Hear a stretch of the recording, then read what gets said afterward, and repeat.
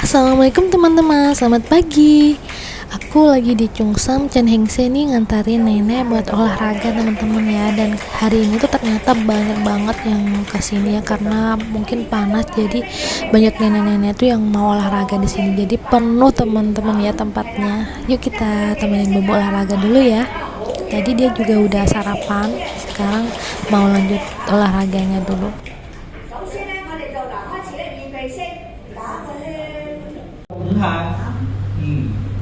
跟住又再做快，再轉三，再轉四，我唔會笑你嘅，好啦，好，再轉，開始快啦，6、7、8、9、10，最多10下，1、2、3、4、5，轉咗先追喎，6、7、8、9、10。都做啱，好啦。第三式順序包剪揼，有冇玩過包剪揼啊？自己同自己玩有冇玩過？冇。自己同自己玩。好啦，我哋順序嘅個次序一定係包先㗎啦。我哋左手起，有口訣嘅喎，個口訣就係包剪揼3個字，讀出嚟包。右手剪，左手揼，好啦。秘訣咧，你望住自己嘅手做，唔使望住我，同埋要讀出嚟，好嘛？我哋慢慢做，跟住再加快。開始啦！頭先左手起，今次右手咯喎，包、剪、揼，再嚟包、剪、揼，再嚟包、剪、揼。包、剪、揼，開始快咯喎！包、剪、揼，包、剪、揼，包、剪、揼，再啲包、剪、揼，包、剪、揼，包、剪、揼，包、剪、揼，包、剪、揼，得唔得？可以都唔掂啊！記住包、剪、揼嗱，你讀出嚟咧會好啲嘅。因為你讀出嚟咧，你講俾自己聽咧，你個耳仔聽到咧，你個腦會控制你隻手做到反應，所以唔使怕醜，大聲啲講出嚟俾自己聽，係啦，包剪揼，包剪揼，咁就得啦，係嘛？非常好，好，第4式魚尾八爪魚，做一個八爪魚點樣喐嘅？向上咁樣浮下浮下。左手，我哋右手咧做條美人魚嘅魚尾啊！嗱，幫手條魚尾咧要靚啲嘅喎，轉得係啦。有冇見過醜嘅美人魚啊？嗰啲叫醜人魚，係啦，嗰啲就唔係美人魚啦。好，我哋一齊做咯喎，1、2、3、4，轉手，美人魚轉做八爪魚。左手轉做美人魚條魚尾啦，1、2、3、4，我知道。我轉3、3、4，我轉4、3、4，再轉5、3、4，好啦。第4式做完咯喎，第5式係啦，開合手指變拳掌。首先左手俾個5我，右手俾個拳頭我。好啦，問下你，我哋而家有幾多隻手指啊？5隻啊！咁我哋右手嗰隻拳頭有幾多隻啊？5隻咯，加埋10隻啊！幾驚你想送隻手俾我啫？啱啊，10隻手指。不過我哋豎起嘅手指有幾多隻？5隻啦。5隻。好啦，呢個挑戰嚟嘅。我哋豎起嘅手指咧，兩隻手加埋唔可以超過5隻。但係咁我哋又要將啲手指過數轉過去右手喎，咁點算啊？過，照過啦，咁過，斬咗隻手搬過去右手膊啊，梗唔係啦。我哋咧左手每縮一隻，右手就點啊？豎起一隻手指，伸一隻出嚟，好嘛？好啦，大家好快咁樣伸咗手指公俾我咯喎，係咪？好啦，咁而家豎起嘅手指有幾多隻啊？都係5隻，係啦。好啦，我哋下一隻直指，啱啊。下一隻中指，8隻，應該加埋都係5隻嘅豎起嘅。好，兩隻手加埋10隻啱嘅。好，跟住無名指，最後咧手指尾。好，我哋難度升級，呢、個難唔到你。我哋今次調轉嚟，唔好手指公先啊，手指尾先啊，好嘛？俾翻隻手我先嚟啦。好，手指尾，無名指，中指，直指，啱啦，手指公。好啦，我哋難度再升級啦。啊，我哋自選手指。嗱，第一個我揀先啦，係啦。我哋頭先左手5，右手一個10啊嘛，一個拳頭。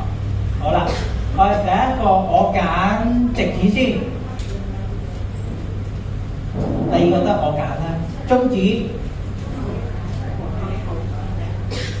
都得喎。下一隻好啦，就你無名指啦。好啦，而家應該咧係點啊？而家應該一個6，一個3係嘛？哦，下一隻係咩號咧？下一隻手指公啊，我都難唔到你哋喎。再下一隻手指尾啦，死啦！你咁叻嘅難度，咁啊，今次唔好我話事啦，交俾你哋話事啦。好啦，頭先過咗去右手啊嘛，咁右手係個，左手係個拳頭。好啦，我俾你哋揀，邊個先揀？阿禪尊揀先啦，除咗中指之外，其他都得。手指公係咪？手指公。好啦，下一個阿彩蓮，你想邊隻啊？你想收邊隻選邊隻啊？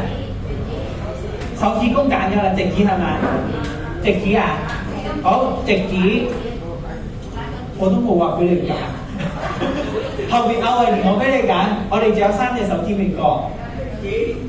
直指過咗啦。尾指，哇難喎、好啦，而家開始有啲難咯喎，仲有2隻啊，有興幫我揀過，中指，你掟啲，啱啦，好難喎。好啦，最後一隻無名指，哇有啲痛喎，你哋揀啲咁難嘅，好啦，我哋做多次正常嘅算啦，好嘛？手痛啊真係，好，咁啊左手一個5，右手一個拳頭。正常嘅手指公開始先，手指公啱啦，直指、中指、無名指，最後啦尾指，係咪即刻覺得好易啊？而家原來咧易同難真係有對比就係，我哋做完難嘅翻去做正常咧，就覺得好容易，係咪先？好啦，去到第6式啦，畫一畫力，左手呢個手刀啊，垂直。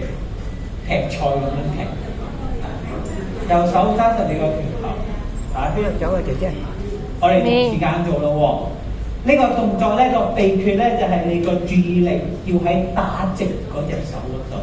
如果唔係咧，一個唔覺意咧就會2隻手都打圈啊！所以打直嗰隻手要俾多啲注意力落去，好唔好？開始咯喎，嚟1、2、3、4。轉手咯喎，右手打直，左手揸實拳頭打圈，1、2、3、4、5，轉手3、2、3、4。好啦，我見到有啲交響樂咁喺度啦，記住專注力喺打直嗰隻手嗰度，就唔會變交響樂噶啦。再轉4、2、3、4、5，最後啦。5、2、3、4、5，錯，大家揾到個秘訣啊！記住係打直嗰隻手要俾多啲注意力落去，係啦，如果唔係就咩啦，係啦。好，第7式初揼大髀，左手一個拳頭，好簡單，坐下自己大髀，右手幫我前後收佢，嚟1、2、3、4。轉手，右手揼大髀，左手搓佢，2、2、3、4。就住3、2、3、4，就住4、2、3、4、5、4、3、4。阿姑娘你拖到好似撐濕馬咁樣。好，第8式係咩啊？買雞蛋係嘛？咁咧上次我記得好似唔知邊個減價過半嘅喎，係咪啊？嗌咗個，我哋今次咧呢期大家食開咩蛋啊？又湖北蛋啊？仲食湖北蛋？有冇買啲農場蛋啊？即係啲大細號不一嗰啲農場蛋咧，話營養價值特別高嘅，嗰啲係咪貴啲㗎？唔知10蚊7粒咁樣定20蚊先7粒？幾多啊？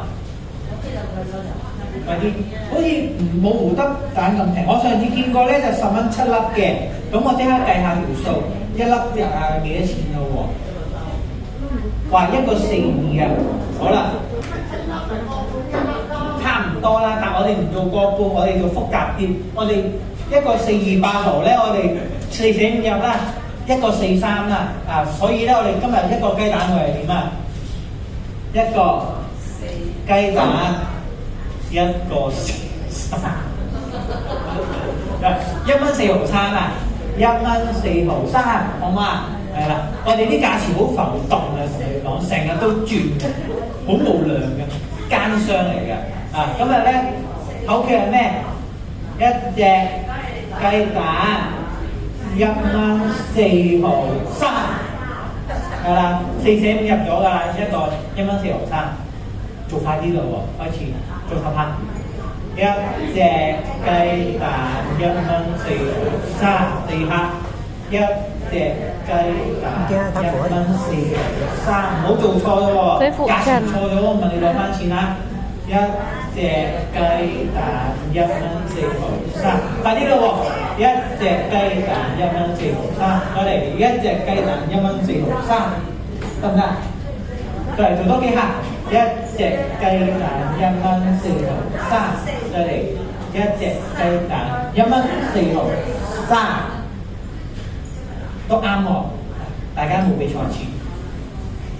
第9式係啦，有頭有尾。首先俾個手指公我先，再嚟俾多個手指公我哋先，讚下隔離先，按住手指公去手指公，係啦，讚下隔離先，叻喎！你哋有冇讚下人哋啊？冇啊？手指公先，有冇讚下自己啊？你哋有冇成日讚下自己啊？梗唔得喎，要讚下自己喎。我見有啲攞屋企咧，成日話：哎呀，阿婆老啦，做乜都唔得咁樣咧。係啦，嗱嗰啲還嗰啲啦，我哋喺度嗰啲全部都係冇嘛，係啦。所以得閒咧要讚下自己，係啦，就要讚下人哋，係啦。如果你成日咁樣咧，個心情唔靚嘅，知唔知啊？好啦，不過我哋翻嚟啦，有頭有尾咧，要俾個尾字我嘅。係啦，咁左手手指公，右手手指尾。好，咁我哋咧個秘訣係咩咧？轉手嘅時候收晒佢先，再右手伸手指公，左手伸手指尾。係啦，慢啲唔緊要嘅，我哋慢慢嚟。好，又收起佢，左手手指公，右手手指尾。係啦，都得啊。好，再嚟轉，開始快啲啦喎，再收起轉。收起，轉多5下，1、2、3、4、5。好啦，咁呢個動作仲有一個玩法嘅，咁你可以兩隻手推出去先，兩個拳頭，係啦，我哋用方向嚟計，我哋而家咧全部向窗口先，向窗口嗰個手指尾同埋手指公同時豎出去，係啦，啱啦。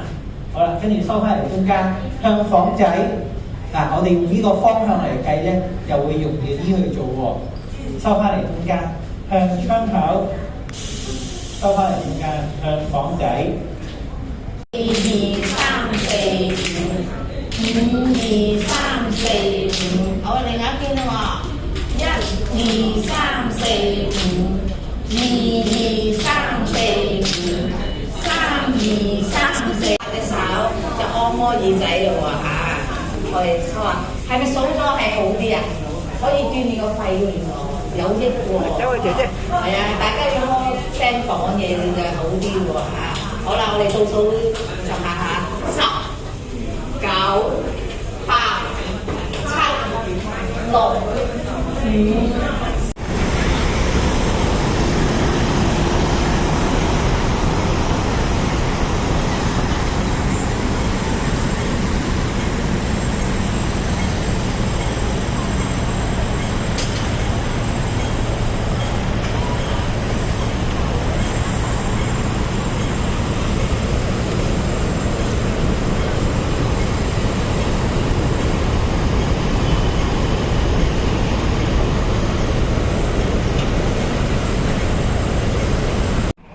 Bubu sampai rumah tadi udah cuci tangan, cuci kaki ya di kamar mandi. Terus ini dia lagi istirahat teman-teman ya, capek karena habis olahraga.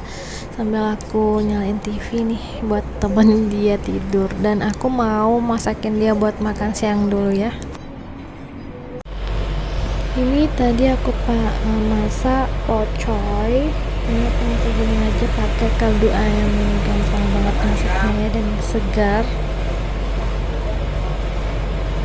Sama bawang putih gitu aja sih. Terus ini ada terong aku masak sama kai pio teman-teman, yang udah matang semua sih, tinggal nunggu nenek bangunnya aja. Aku masak agak banyakan karena biasanya buat malam sekalian ya. Terus ini ada sup juga, ini sup ikan buat nenek, karena biasanya tuh dia kalau sore kan selalu ngajak turun keluar teman-teman ya, jadi kalau pulang itu biasanya langsung makan juga sih. Terus ada bubur, ini bubur pumpkin ya, langka atau labu kuning ini teman-teman. Tinggal nunggu nenek bangun dulu nih, terus makan.